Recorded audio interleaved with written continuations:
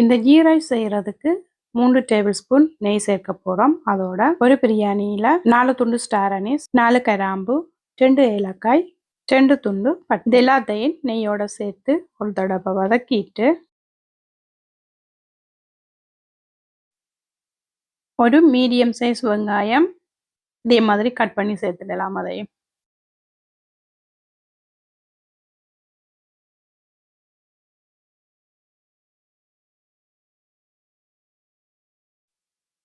இந்த வெங்காயம் சீக்கிரமா வதங்குறதுக்காக கொஞ்சமா உப்பு சேர்க்க போறேன்.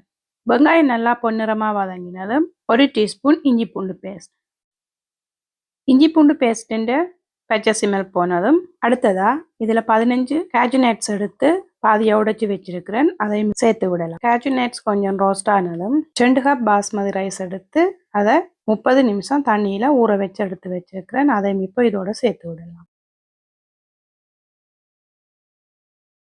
ரைஸை ஒரு தடவை நல்லா கலந்து விட்டுட்டு அரை கப் தேங்காய்ப்பால். தேங்காய்ப்பால் சேர்க்கும் போது அந்த டேஸ்ட் நல்லா சூப்பராக இருக்கும். அது கூடவே 3 கப் தண்ணி சேர்க்க போகிறோம். 1 கப் ரைஸுக்கு 1.5 கப் தண்ணி சரியாக இருக்கும். அரை கப் தேங்காய்ப்பால் சேர்த்துருக்கிறோம். அது கூடவே 2.5 கப் தண்ணி. ரைஸுக்கு தேவையான உப்பு சேர்த்துட்டு ஒரு மூடி போட்டுட்டு மீடியம் ஃப்ளேமில் பொறுமையாக குக் பண்ணி எடுக்க போகிறோம். லோ ஃப்ளேமில் வையுங்க, இல்லது ரைஸ் அடி பிடிச்சிடும். இப்போ இந்த ரைஸ் எங்களுக்கு ரெடி ஆயிட்டுது. ஓப்பன் பண்ணும்போதே வாசனை சூப்பராக இருக்கு.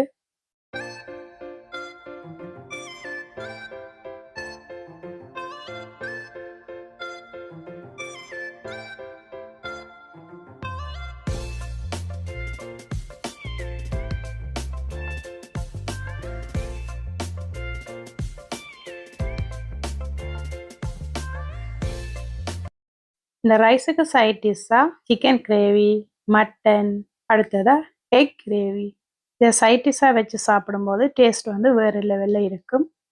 இன்னைக்கு நான் இதுக்கு சைட் டிஷ்ஷாக எக் கிரேவி செய்ய போகிறேன். வாங்க இப்படி செய்கிறேன்னு பார்க்கலாம்.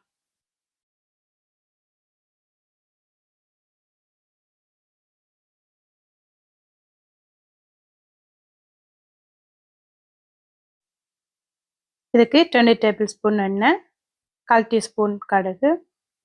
கடுகு பொரிஞ்சு வந்ததும் ஒரு மீடியம் சைஸ் வெங்காயம் இதே மாதிரி பொடிசாக கட் பண்ணி அதையும் சேர்க்கலாம்.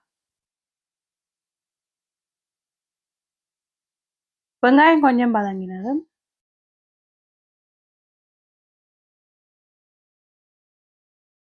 ஒரு மீடியம் சைஸ் தக்காளி அதையும் இதோட சேர்த்து விடலாம்.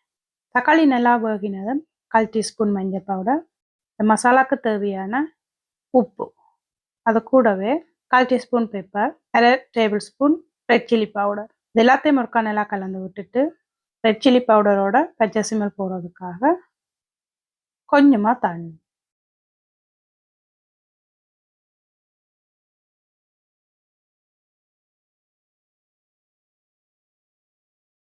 அடுத்ததா 2 முட்டை அவிச்செடுத்து வச்சிருக்கிறேன். அதை பாதியாக கட் பண்ணி போட்டு இந்த மசாலா கூடவே சேர்த்து விடலாம். அடுத்ததா ஒரு கொத்து கருவேப்பிலை. இது எல்லாத்தையும் நல்லா சேர்த்து விட்டுட்டு ஒரு கொதி வந்ததும் முட்டையை எடுத்து மற்ற சைட்டு திருப்பி விட போகிறோம். இதே மாதிரி 2 சைட்டும் திருப்பி வைக்கும்போது மசாலா முட்டையில் ஊறி டேஸ்ட் ஆயிருக்கு.